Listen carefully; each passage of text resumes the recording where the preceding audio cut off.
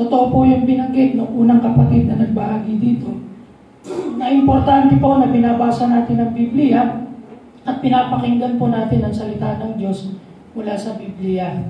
Subalit tayo po mga tumatayo at tagapangaral ng Panginoon, hindi po tayo magkakamali hanggat ang ating pong sinasabi ay nakabatay sa salita ng Diyos. Hanggat nakabatay po tayo sa salita ng Diyos, hindi po tayo pwedeng magkamali. Sapagkat ang ating pong batayan ay hindi sarili nating karunungan, hindi sarili nating kaisipan, kundi mula sa Panginoon. Kaya nga po yung ginagawa nating pagsamba ngayon, itong pag-aalala natin sa Panginoon na namatay, muling nabuhay, nagpatawad ng ating mga kasalanan na inaalala po natin. Ito pong ginagawa natin yan, batayan sa salita ng Diyos. Hindi po natin yung inimbento. Ang sabi po ng salita ng Diyos ay alalahanin natin siya sa tuwing tayo magkakatipon.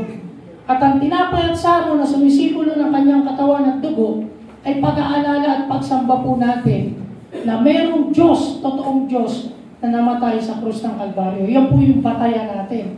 Kaya ito pong ginagawa natin, hindi po yan inimbento natin. Yan po ay nakabatay sa salita ng Diyos. At ang pinaniniwalaan po natin Diyos ay mayroon din batayan. Hindi po tayo ng hula na mayroong Diyos na namatay.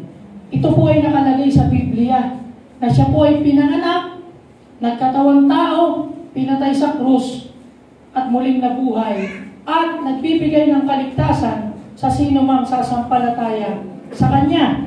At ito po yung katibayan na alalahanin natin po siya sa umagang ito. 2 talata po yung katibayan na ito po yung pinagbabatayan natin kung bakit natin sinasamba ang Diyos.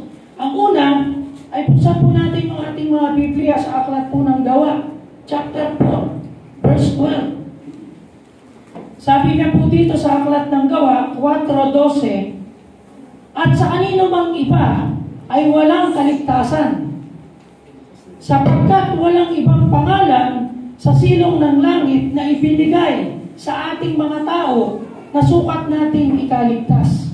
So wala daw pong ibang pangalan. Pangalan lang ni Jesucristo, wala na pong iba. Hindi po pangalan ng relihiyon.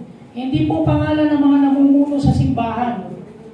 Ang sabi po dito, walang ibang pangalan na nagbibigay ng kaligtasan, kundi ang pangalan lang ng ating Panginoong Jesucristo. Malinaw po yan. Yan po ang pinagbabatayan natin, kaya natin nasasamba ang Panginoon at naniniwala tayo na tama yung ating ginagawa na pagsamba. Kasi po, nakalagay sa Biblia, wala daw pong ibang pangalan na nagbibigay ng kaligtasan ang ating Panginoong Hesus lang.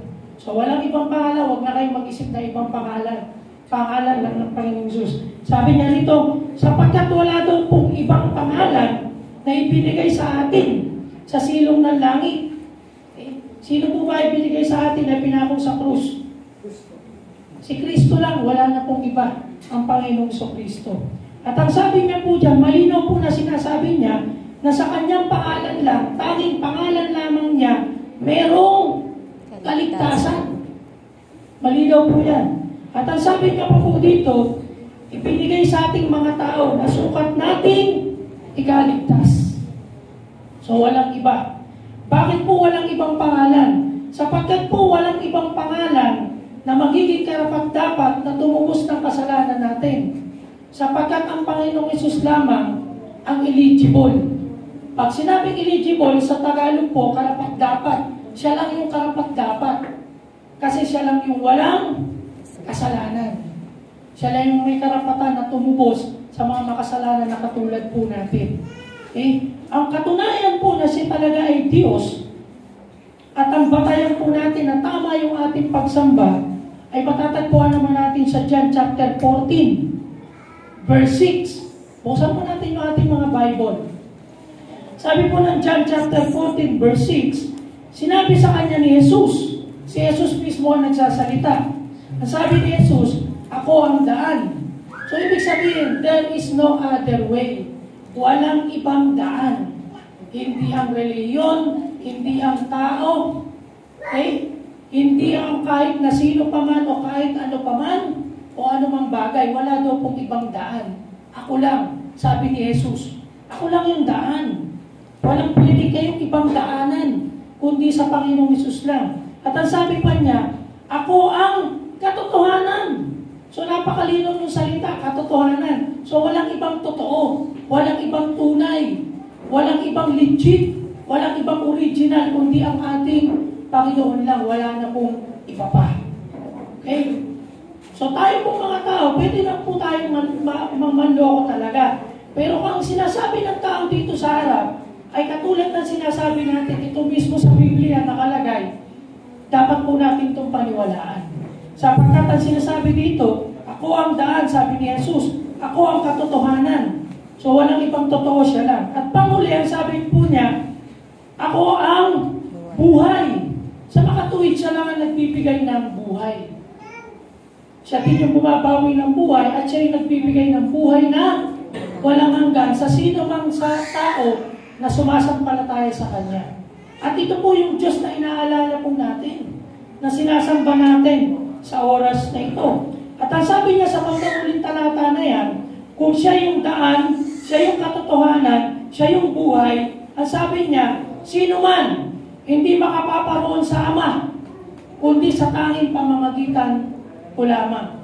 So walang makakarating sa langit, walang makakapunta sa Ama, nang walang ibang daan, nang walang ibang katotohanan, kundi sa pamamagitan lamang mismo nino, nang walang ibang pangalan, pangalan lang ni Jesus Kristo. Salamat sa Panginoon, sapagkat ang ating pong pananampalataya nakabatay sa tunay na Diyos na sinampalatayanan po natin. Kaya tayo po hindi nagmamagaling, hindi nagmamalaki, kundi tayo po'y nagpapasalamat sa Diyos sapagkat natagpuan natin yung tunay na pananampalataya na nakabatay sa ating Panginoon sa Kristo mismo. Kaya sa umaga po ito, salamat. Sapagkat lagi nating naaalala, mayroong isang tunay na Diyos na nagsakripisyo para sa atin. At siya po yung inaalala po natin ngayon. Bagamat ang tinapay at sarong ito ay tipikal na tinapay at saro lang, pero yung nilalaman po nito bilang pag-aalala sa ating Panginoon ay totoo at matibay. Sapagkat ang ating pong Panginoong Kristo ay totoong Diyos, totoong namatay, at totoong nabuhay. At totoo po natin siyang nasasamba sa oras na ito, sapagkat ang Panginoon po natin ay muling nabuhay, at siya po ay Espiritu, at kasama po natin siya sa oras na ito na sinasamba po natin. Bagamat hindi po natin nakikita ng mata, siya po ay nalulugod sa atin sa ating pagsamba sa oras na ito. Purihin natin ang Panginoon, patuloy natin siyang sambahin. Awitin po natin yung sumasamba-sumasama.